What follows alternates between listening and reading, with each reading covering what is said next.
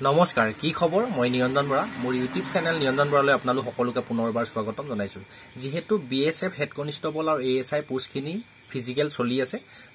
আজি ওপৰত কিছুমান চেণ্টাৰত বাহিৰৰ চেণ্টাৰবিলাকে ষ্টাৰ্ট হৈছে আৰু আমাৰ অসমত যি অসমৰ ল'ৰা-ছোৱালীখিনি পৰিছে শিলচৰ মাছিমপুৰ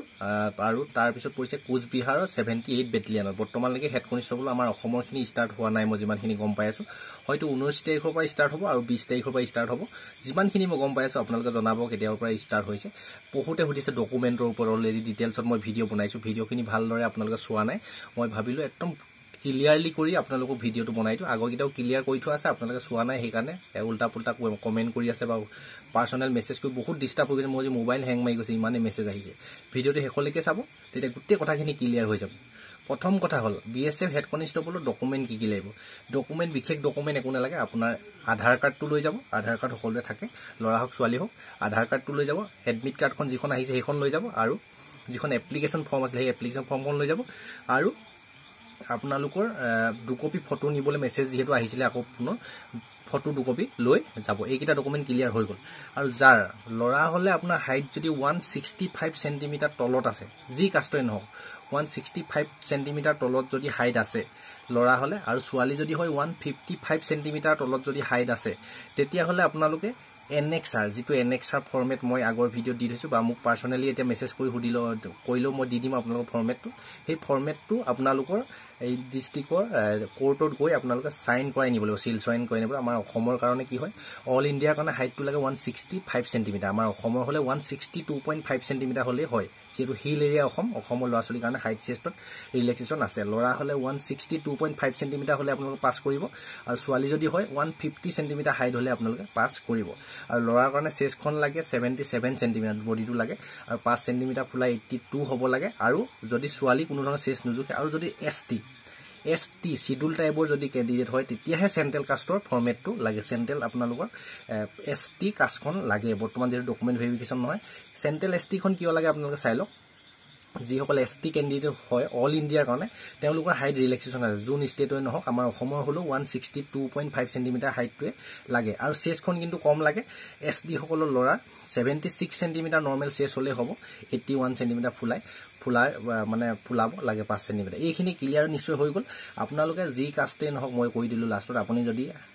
হাইট চেষ্ট ৰিলেক্সেশন এনএক্সআৰ খন লৈ যায় আপুনি আৰামছে ফিজিক্যালটো পাস কৰি আহিব আৰু কোনো ধৰণৰ এক্সট্ৰা ডকুমেন্টৰ প্ৰয়োজন নাই আৰু যিসকল এসটি ক্যান্ডিডেট তেওঁলোকে হাইট চেষ্টৰ এনএক্সআৰ খন নিলেও হ'ব বা আপোনাৰ সেন্ট্ৰেল কাষ্টৰ ফৰমেটটো সাইন কৰি নিলেও পাস কৰি আহিব আৰু যিসকলটো ST SC OBC EWS unreserved হয় তেওঁলোকে হাইট চেষ্টৰ এনএক্সআৰ খন লৈ যাব তেতিয়া আৰামছে পাস কৰি আহিব নিশ্চয় বুজি পালে তাৰ পিছত কথা হল এতিয়া ৰোডত হৈছে নে গ্ৰাউণ্ডত হৈছে মই এতিয়ালৈকে গম পোৱা নাই আপোনালোকৰ যেহেতু আজি ফটো দিছে ফটোবিলাকত মাত্ৰ কেমটোৰ ফ্ৰণ্টটোহে আপোনালোকক দিছে কাইলে হয়তো লাহে লাহে গম পাম যেহেতু ফিজিক্যাল মই ষ্টাৰ্ট হ'ব 20 তাৰিখ 19 তাৰিখ পৰা তেতিয়া মই যেতিয়া যিখিনি গম পাম আপোনালোকক জনাবলৈ চেষ্টা কৰিম আৰু অহা কালিলৈ যদি কাৰোবাৰ আছে তলৰ ডেসক্ৰিপচনতে হোৱাটছআপ গ্ৰুপৰ লিংক আছে টেলিগ্ৰাম চেনেল আছে ইনষ্টা আইডি আছে তাতে মোক মেছেজ কৰিব আৰু হোৱাটছআপ গ্ৰুপ এডমিনৰ যেটো নাম্বাৰ আছে সেই নাম্বাৰটোত ফোন কৰিব মেছেজ কৰিব আৰু বেলেগ নাম্বাৰৰ ওপৰত আপোনালোকে মেছেজ কৰি ফোন কৰি থাকিলে নাপাব যেটো গ্ৰুপ এডমিনৰ নাম্বাৰ আছে সেই নাম্বাৰটোত আপোনালোকে কন্টাক্ট কৰিব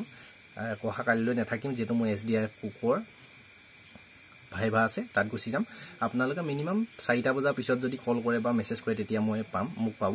আৰু আজি ৰাতিয়ে যদি জনাই তেতিয়া আজি কাইলে যদি কোনোবা আছে তেতিয়া নিশ্চয় গম পাম কথাখিনি আপোনালোকে ফোন কৰিব পুৰা ৰিভিউটো দিব কি হৈছে কি না হোৱা চেণ্টাৰত মই যিমানখিনি গম পাই আছো এবাৰ চিফ যেনেকৈ অসম পুলিচত আপোনালোকৰ সেন্সাৰ লগাই দৌৰ মৰাই এবাৰো বিএসএফও তেনেদৰে দৌৰটো মৰাইছে কিন্তু সাৱধান আপোনালোকৰ সেন্সাৰ লগাই যেতিয়া হ'ব 6:30 সম্পূৰ্ণ টাইমিং পাব আপুনি 6 মিনিট 31 সেকেন্ড যদি লাগে লৰা যেটো 1600 মিটাৰ ৰানিং হ'ব 6 মিনিট 30 সেকেন্ডত সোমাব লাগে ছোৱালী 800 মিটাৰ 4 মিনিট 45 সেকেন্ডত সোমাব লাগে যদি 1 সেকেন্ডটো বেছি লাগে তেতিয়া আপোনালোক ফেল কৰিব সেইবাবে কষ্ট কৰি ৰানিংটো সোমাবলৈ চেষ্টা কৰক পুশো বাঢ়ি গল তাৰ পিছত এক্সামৰ কাৰণে প্ৰিপাৰেচন কৰিব বহুত পুশ হৈ গল সেইবাবে আপোনালোকে পুৰা টাগত লগাই দিব জনে ফিজিক্যাল দিবলৈ গৈ আছে ইমান দূৰ গৈ যাতে আপোনালোকে কোনো কাৰণতে ফেল কৰি আহিবলগীয়া নহয় আৰু ডকুমেন্টখিনি মই ক্লিয়াৰ কৰি দিলো আৰু বেলেগ ডকুমেন্ট কোনো প্ৰয়োজন নাই আৰু যাতে ভিডিঅটো চাব কমেন্ট কৰি নাথাকিব বহুত অসুবিধা হৈছে মোবাইল মোৰ ইমান দামী মোবাইলো নহয় গম পাইছে ভিডিঅ' কোৱালিটিতে গম পায় যেনে তেনে চলি আছো সেইবাবে আপোনালোকে বেছি মেছেজ কৰি নাথাকিব বেছি ফোন কৰিও নাথাকিব এটা হিচাপত কৰিব মই যেতিয়া ৰিচিভ কৰিম প্ৰত্যেককে মই ৰিপ্লাই দিবলৈ চেষ্টা কৰিছো যিমানখিনি পাইছোঁ বুজাই আছোঁ আৰু যাতে উল্টা পুল্টা কমেণ্ট কৰি নাথাকিব হাতযোৰ কৰি কৈছোঁ এইখিনিয়ে শ্বেয়াৰ কৰি দিব সকলোলৈকে আৰু ৰোডত হৈছে গ্ৰাউণ্ডত হৈছে মতলব নাই আপুনি য'তে নহওক পাছ কৰিবই লাগিব ল'ৰা হ'লে 1600 মিটাৰ 6 মিনিট 30 ছেকেণ্ডৰ ভিতৰত ছোৱালী হ'লে 800 মিটাৰ 4 মিনিট 45 ছেকেণ্ডৰ ভিতৰত আপোনালোকে ৰানিং পাছ কৰিবই লাগিব বোকাত দিলেও আপোনালোকে পাছ কৰিব লাগিব 1 ছেকেণ্ডত যদি বেছি লাগে আপোনালোকে ফেইল কৰি আহিব এইটো কথা কিন্তু মনত ৰাখিব আৰু ৰানিঙত কোনো ধৰণৰ মাৰ্ক নাই আৰু কোনো হাই জাম্প লং জাম্প নাই অকল ফিজিকেল ৰানিং হ'ব আৰু আপোনাৰ হাইট চেষ্টখিনি জুখি ঘৰলৈ পঠিয়াব আৰু যিসকলে পাছ কৰি আহে নিশ্চয় পাৰ্চনেলকৈ বা গ্ৰুপটো মই খুলি দিম তাত আপোনালোকে জনাব কোনে কোনে পাছ কৰি আহিছে কিমান কেণ্ডিডেট মোৰ ছাবস্ক্ৰাইবাৰ পাছ কৰিছে তেতিয়া মই নিশ্চয় গম পাম আজি ভিডিঅ'টোৰ পৰা ইমানতে বিদায় লৈছোঁ লাইক কৰি দিব গোটেই ইনফৰমেশ্যনখিনি পাই যদি ভাল লাগিল নেক্সট আকৌ অন্য এটা অতি গুৰুত্বপূৰ্ণ ভিডিঅ' সৈতে লগ পোৱাৰ প্ৰতিশ্ৰুতি আজি ভিডিঅ'টোৰ পৰা ইমানতে বিদায় লৈছোঁ আপোনালোকৰ ফিজিকেল ভালদৰে পাছ কৰি আহক ধন্যবাদ